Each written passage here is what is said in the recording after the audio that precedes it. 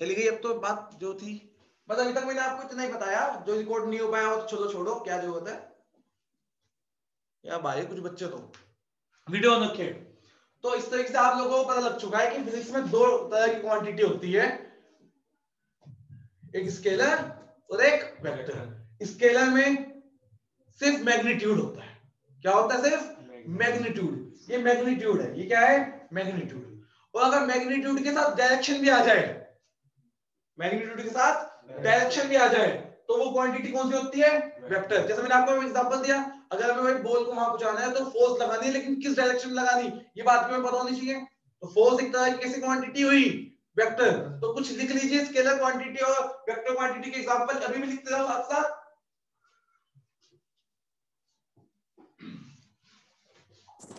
Time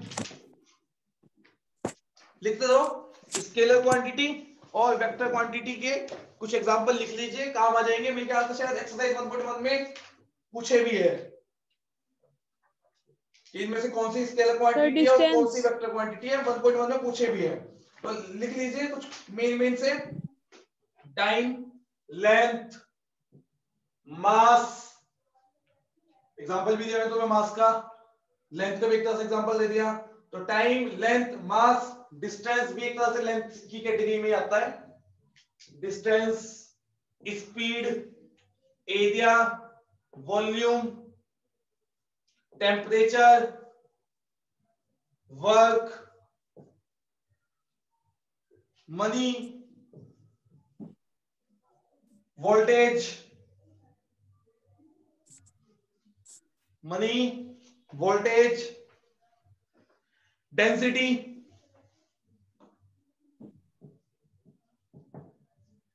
बहुत सारी है, डेंसिटी, रेजिस्टेंस, ये सब की सब, बस इतनी, ये सब के सब। इससे अलावा बहुत सारे, लेकिन मैंने लिख दी। ये सब की सब कैसे क्वांटिटी है? स्केलर। इसमें कोई डायरेक्शन से मतलब नहीं है, समझ में आई? ये सब चीजें आप इस्तेमाल कर चुके होंगे। डेंसिटी का फॉर्मूला कौन बच्चा बताएगा? रुक जाओ 2 मिनट, जिससे पूछूंगा वो बताएगा, जिससे पूछूंगा वो बताएगा डेंसिटी का फॉर्मूला।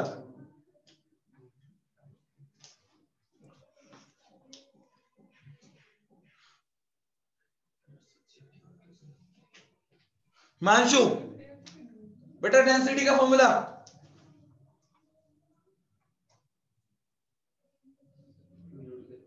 सर मैं बताऊं क्या? चल सर बता। Mass upon volume. जी sir, mass upon volume, so simple. कुछ डेफिनेशन तुम्हें फिजिक्स वालों ने बताई होगी कि दो स्केलर का डिवाइड स्केलर होता है, ऐसी चीजें भी बताई होगी तुम्हें, लेकिन वो हमारे यहाँ के काम की नहीं है, अभी बाद में बताऊंगा। और भी कुछ कैटेगरीज होती है उसमें, जैसे डेंसिटी का क्या है? मास अपॉन वॉल्यूम। मास भी स्केलर, वॉल्यूम भी स्केलर, दो स्केलर का डिवाइड स्केलर। कुछ अलग अलग चीजें होती है जो पता लगेगी तुम्हें। हाँ भाई, वेक्टर में लिखिए। एक तो मैंने लिखी दिया फोर्स, ठीक। सबसे पहले लिखो डिस्प्लेसमेंट, जो कि वेक्टर एक तरह का डिस्प्लेसमेंट ही होता है। वेक्टर किसको शो करता है? डिस्प्लेसमेंट को शो करता है इनडायरेक्टली। अगर मैं समझाऊं आपको, वेक्टर किसको शो करता है इनडायरेक्टली? डिस्प्लेसमेंट को शो करता है। चलिए पहले लिख लीजिए डिस्प्लेसमेंट, वेलोसिटी, सर इंटेंसिटी भी है, acceleration, displacement, velocity, acceleration. Force का मैंने आपको बता ही दिया, फोर्स, वेट, मोमेंटम।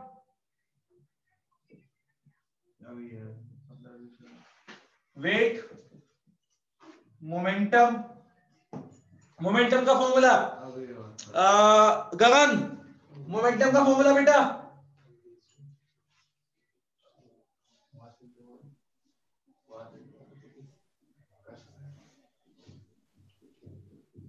उज्जवल, वेलोसिटी होती है शायद। Mass into velocity sir. Mass into velocity, conservation of momentum, law conservation of momentum. ये सब चीजें तुमने की होगी फिजिक्स में, 10th में भी की होगी या 12th में भी कहीं उस मैकेनिक्स में आई होगी। कोलिजन वाला कांसेप्ट ही जो है मैकेनिक्स में। हाँ 11th की तो बात कर रहा मैं, 11th 12th की इकट्ठी बात कर रहा मैं, तो 12th की बात कर रहा हूँ। मैकेनिक्स 11th में तो कोई 11th में है मैकेनिक्स, तो 12th में थोड़ी ना है। हाँ चलिए, मोमेंटम, इलेक्ट्रिक फील्ड, ये तो 12th का है।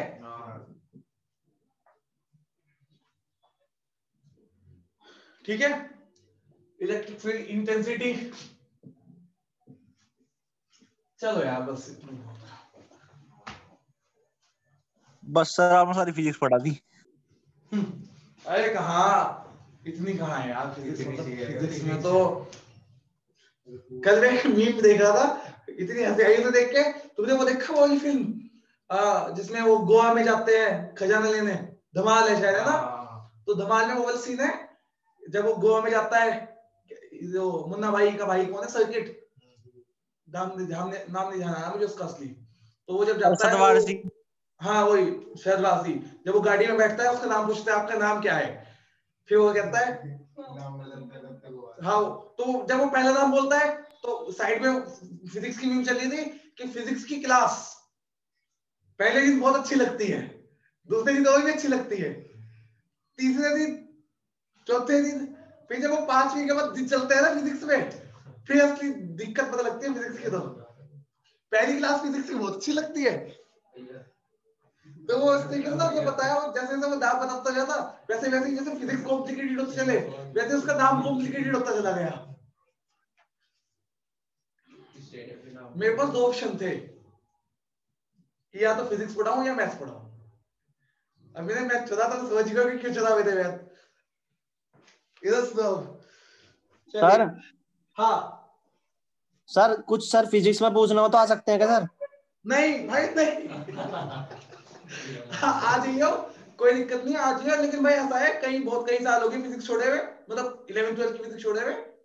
तो बुक में से देख के तो बता दूंगा, वैसे नहीं बता पाने का। देखो भाई हाँ सर, नहीं मैं नोट्स वोट्स ले आऊंगा अपने सारे। हाँ फिर पूछ लियो, फिर कोई दिक्कत नहीं है। हाँ केमिस्ट्री का तो बिल्कुल ही भूल चुका हूँ। केमिस्ट्री मैंने ग्रेजुएशन के बाद ही छोड़ दी थी, तो उसका तो मुझे ध्यान ही नहीं है। चलो इधर आ जाओ। किसी को भी कोई दिक्कत हो फिजिक्स की, बाई चांस तुम्हें तो होने की नहीं, कोई छोटी मोटी हो, अगर तुम्हारे नोट्स में उसको एक्सप्लेन कर रखा है तो फिर मैं एक्सप्लेन कर दूंगा, तो टेंशन ना लो। हालांकि मेरे पास रखी हुई कुछ बुक्स फिजिक्स की, और वो तभी रखी हुई मैंने, कभी कभी मेरे में मत कर जाएगा पढ़ने का भाई, ऐसी बात नहीं है। इधर देखिए अब, तो ये तो था इंट्रोडक्शन, ये तो था वेक्टर का इंट्रोडक्शन। अब आ जाइए वेक्टर को डिनोट कैसे करते हैं। ऐसा है, तुम लोगों ने जो 3D वाला चैप्टर पढ़ा है वो काम आएगा यहाँ थोड़ा बहुत। 11th में जो 3D पढ़ा है वो थोड़ा काम आएगा। और तुमने पढ़ा ही क्या 3D में? कुछ भी नहीं पढ़ा। जो तुम 10th में पढ़ के आए थे कोऑर्डिनेट ज्योमेट्री, उसमें तुमने जेड लगा दिया था बस, और कौन सा तुमने कुछ पढ़ा था? चलिए, एक तो आप लोग थोड़ा सा आप जब वेक्टर पढ़ोगे, हालांकि वेक्टर में थोड़ी कम दिक्कत आएगी जब 3D पे आओगे इससे अगले चैप्टर में। तो आपको पता है जो वेक्टर है वो मेनली पूरा काम हम किस में करते हैं? 3D में करते हैं, 3 एक्सिस में करते हैं, X axis, Y axis, Z axis. Pen बना लो कोई 3, आपको पता ही होगा। लाओ दो जल्दी सा, एक और दो।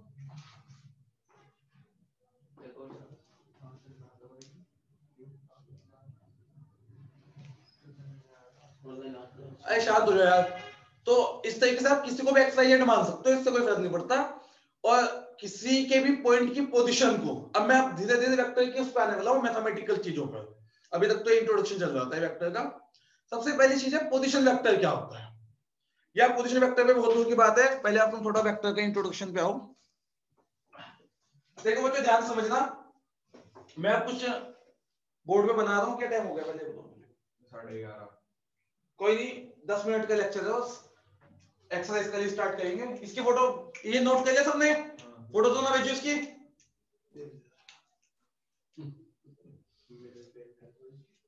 हैं?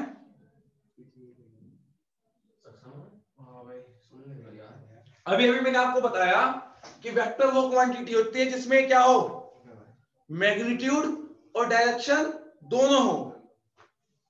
बताया नहीं बताया? अभी अभी आपको बताया कि मैग्नीट्यूड, आज कौन कौन छुट्टी पे?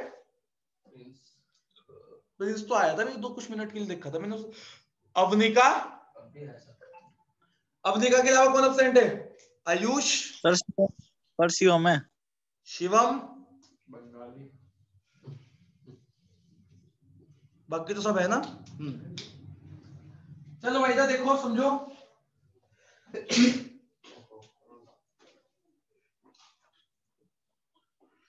हाँ क्या बता रहा था बताओ? इधर देखिए,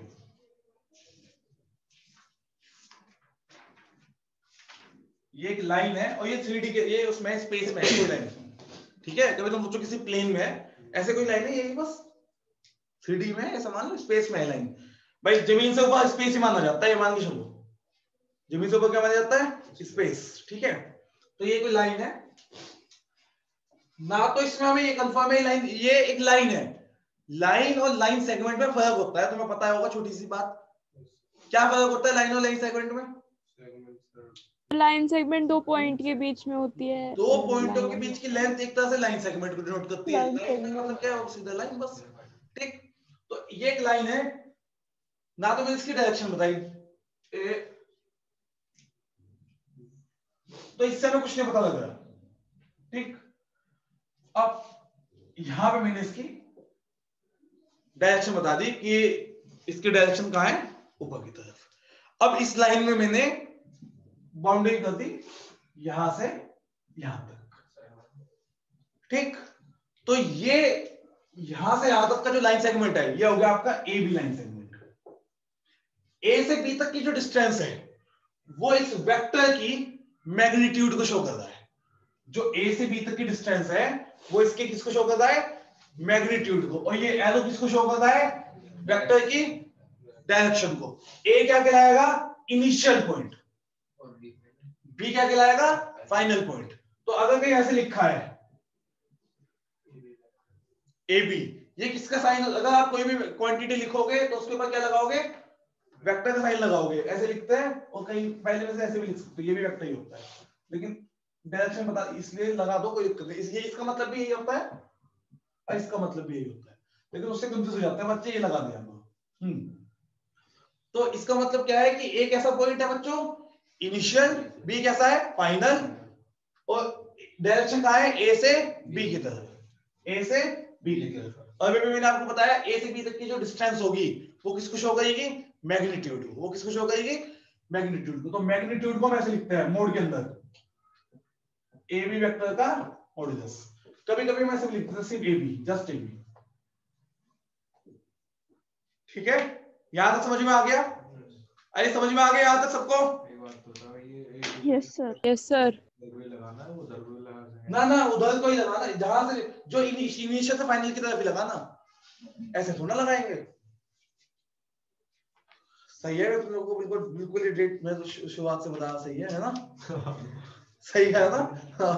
नहीं सही में कभी कभी पता क्या बच्चे पढ़ाते समय ना मेरे दिमाग में एक बात हमेशा है कि डॉट प्रोडक्ट थोड़ा बहुत आप लोगों ने फिजिक्स में कर रखा होगा, स्केलर प्रोडक्ट, डॉट प्रोडक्ट, तो ना मैं थोड़ा जल्दी जल्दी पढ़ा दूं, इस साल नहीं कर रहा मैं काम।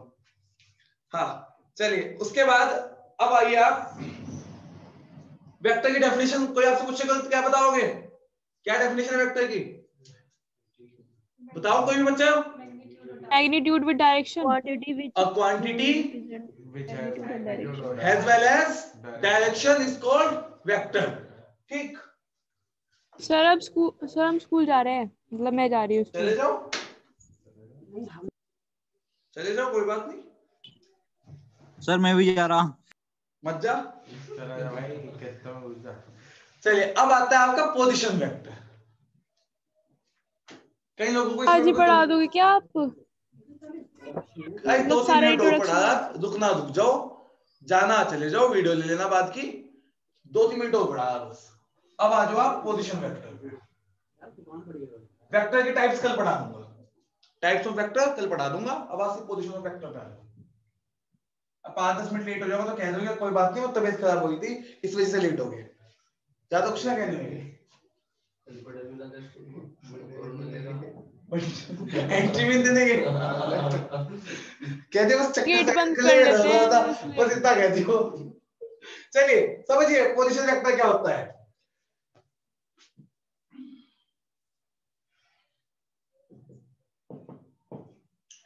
XYZ आपको पता है 3D में नहीं बनाया, मतलब बोर्ड पे कैसे बनाया जाएगा और इमेजिन करना पड़ेगा आपको। मैं देखो जब मैं आपकी उसमें था ना तो मुझे बहुत दिक्कत होती थी, तो मैं क्या करता था, कमरे के कोने में जाके बैठ जाता था, ऊपर वाला Z मान लेता था, ये वाला X और ये वाला Y। इस चक्कर में घर में 2-3 बार मेरे को डांट भी पड़ी। हाँ तो यही सबसे अच्छा है। अगर आपको XYZ सोचने में दिक्कत आई है, कोई आप क्वेश्चन कर रहे हो, उसमें प्रैक्टिकल सोचने की कोशिश करते हैं तो लग जाओगे, तो इससे अच्छा है आप घर के कोने पे बैठ जाओ, किसी दीवार के कोने पे, उसमें ऊपर वाला z, इधर वाला x, इधर वाला y। अब मान लो स्पेस पे कोई पॉइंट है p, कोई पॉइंट है p जिसके कोऑर्डिनेट है x, y, z। x, y, z क्या शो कर रहा है कि x एक्सिस से x डिस्टेंस है, y एक्सिस से y डिस्टेंस है, और z एक्सिस से z डिस्टेंस है। और ओरिजिन की कोऑर्डिनेट क्या होता है आप लोगों को पता ही है, 0, 0, 0।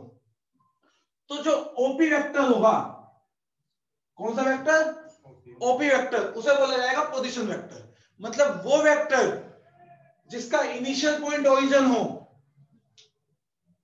वो वेक्टर जिसका इनिशियल पॉइंट ओरिजिन हो, उसे कहा जाता है पोजीशन वेक्टर। इसे आप शॉर्ट में ऐसे भी शो कर सकते हैं, पी के ऊपर वो लगा दो वेक्टर।